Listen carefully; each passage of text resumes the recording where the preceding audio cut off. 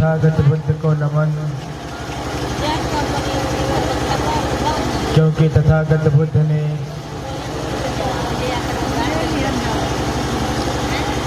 हम सभी को दुख मुक्ति का मार्ग दिया। तदोपरांत धर्मराजा सम्राट अशोक को नमन, क्योंकि धर्मराजा सम्राट अशोक ने भगवान बुद्ध के धर्म को विश्व धर्म बनाया। तदुपरांत बोधिसत्व बाबा साहब को नमन, क्योंकि बाबा साहब डॉक्टर अंबेडकर ने इस भारतवर्ष को दुनिया का सबसे सुंदर संविधान और उससे भी बेहतर बुद्ध धर्म महान दिया। तदोपरांत देश में जन्मे उन सभी संतों, गुरुओं, महापुरुषों को नमन, जिन्होंने देश में समतामूलक समाज की लड़ाई लड़ी। आज मैं आप सभी उपासिकाओं, महिलाओं को देख रहा हूं और आपको देख करके मुझे अभी भी कष्ट हो रहा है कि आज़ादी के 70 साल बीत जाने के बाद आपके चेहरे पे आज़ादी की रोशनी नहीं दिख रही है। आपका पहनावा, आपका चलना, आपका रहना, आपका घर बार, वो देख करके बहुत मन दुखी होता है।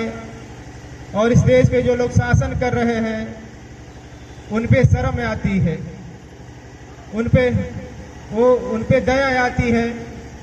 इस देश के शासन प्रशासन के लोग आज़ादी कितने वर्ष बीत जाने के बावजूद भी आपकी हालात को नहीं बदल पाए, और शासन प्रशासन के लोग हालात बदल भी नहीं सकते हैं। जब तक आप अपना हालात नहीं बदल पाएंगे तब तक कोई नहीं हालात बदलने वाला है। जब तक भंते जम्बीवीर बोल रहे थे कि जब तक आपका जीवन शैली नहीं बदलता, आपका संस्कार नहीं बदलता, तब तक आपकी संस्कृति नहीं बदल सकती है। आपको अपना बेहतर भविष्य बनाने के लिए आपको अपना संस्कार बदलना पड़ेगा, और निश्चित तौर पे जो आपके पुराने संस्कार आपको उसे छोड़ना पड़ेगा। आपको भगवान बुद्ध वाला संस्कार, बाबा साहब वाला संस्कार अपनाना पड़ेगा। बाबा साहब ने 1956 में ही कहा था कि अगर मैं कुछ दिनों तक जीवित रहा तो भारत को बौद्धमय करूंगा। बाबा साहब जीवित नहीं रहे, बाबा साहब हमारे बीच से चले गए और हम बाबा साहब के अनुयायी हैं। तो बाबा साहब के सपनों को पूरा करने की जिम्मेदारी किसकी है? बाबा साहब के सपनों को पूरा करने की जिम्मेदारी हम ही लोगों की है ना। तो हमें इस बात को बहुत गंभीरता से समझना है।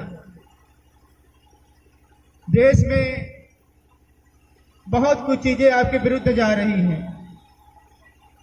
देश में बहुत कुछ चीजें आपके लिए ठीक नहीं हो रही हैं। इधर 10-15 सालों से हमने देखा है, क्योंकि मेरा पूरा मंची जीवन है, मैं देश विदेश में जाता रहता हूं, मैंने देखा है इधर 10-20 सालों में जातिवाद बहुत बड़ा है, इधर 10-20 सालों में सांप्रदायिकता बहुत बड़ी है। और जब जातिवाद बढ़ता है तो नुकसान किसको होता है? जातिवाद जब बढ़ जाता है तो उसका जाति दुष्परिणाम किस पे होता है? जातिवाद के शिकार कौन लोग होते हैं? मैं बार बार लोगों से कहता हूं, ये जातिवाद ऐसे नहीं खत्म होने वाला है, ये जातिवाद ऐसे समाप्त नहीं होने वाला है। जातिवाद तब समाप्त होगा जब आप जाति बनाने वाले लोगों को समाप्त कर देंगे। और जातिवाद कैसे समाप्त, उनको कैसे समाप्त करेंगे आप लोग? इस देश में जो अंबेडकरवादी लोग हैं, जो बाबा साहब को अपना मसीहा मानते हैं, उनकी संख्या लगभग 22% है। और जो कट्टर अंबेडकरवादी अपने को कहते हैं, उनकी संख्या इस देश में 15% है, जो चमार कहा जाता है। चमार महार इस देश में कम से कम 15% है। अगर चमार महार ही पुरानी व्यवस्था को छोड़ दे, जातिवादी व्यवस्था को छोड़ दे, मनवादी व्यवस्था को छोड़ दे, तो जातिवादी व्यवस्था 15% कम हो जाएगी। और आप बौद्धों की संख्या 15% हो जाएगी। इसी प्रकार जो अपने आप को अशोक का वंशज कहते हैं, जो बुद्ध का वंशज कहते हैं, जो कोयरी है, काची है, वो भी 6-7% देश में है। अगर वो बौद्ध धर्म वो स्वीकार कर ले तो आपकी संख्या 20-25% हो सकती है। जो शेड्यूल कास्ट के अन्य जाति के लोग हैं, जो वो भी दिन रात सताए दबाए गए हैं, सदियों से दबाए सताए गए हैं, अगर वो लोग भगवान बुद्ध के शरण में आ जाए तो हमारी संख्या इस देश में 30% हो सकती है। अगर इसी प्रकार इस देश में अशोक से लेकर के साहू, फूले, नारायणा गुरु, रविदास, कबीर, ललई सिंह यादव आदि जो महापुरुष हमारे में सामाजिक परिवर्तन की जिन्होंने लड़ाई लड़ी है, अगर उनके अनुयायी ब्राह्मणवाद को छोड़ दे, मनुवाद को छोड़ दे, जाति व्यवस्था को छोड़ दे, तो बौद्धों की संख्या इस देश में 40 से 50% हो सकती है और जाति बनाने वालों की संख्या इस देश में 30 से 40% रह जाएगी। और मैं कहता हूं कि अपर कास्ट में भी जो सामान्य जाति है उसमें भी बहुत अच्छे लोग हैं जो जाति विश्वास नहीं रखते हैं, जो भेदभाव नहीं करने वाले होते हैं, जो अच्छे उसमें भी अच्छे लोग हैं।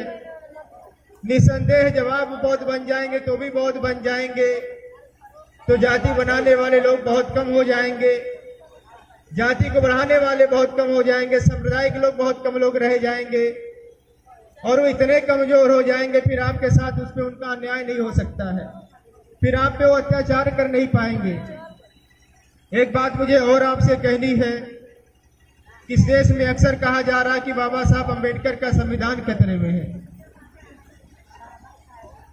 बहुत सारे मंचों पे हम लोग जब जाते हैं तो लोग कहते हैं संविधान खतरे में है। और अगर हम लोग देखें संविधान के जो 4 स्तंभ हैं, विधायिका, कार्यपालिका, न्यायपालिका, एक जो मीडिया है, जो उसके 4 स्तंभ हैं, अगर हम लोग उस पर ध्यान से देखें तो उसको जो संचालित करने वाले लोग हैं वो संविधान के लिए बहुत ज्यादा अनुकूल नहीं है, वो संविधान को बहुत ध्यान में नहीं रख रहे हैं। और इधर जो तरह तरह के डिसीजन आ रहे हैं वो भी आपके विरुद्ध जा रहे हैं, जो लेटर एंट्री हो रही है वो भी संविधान के मूल भावना के खिलाफ हो रही है।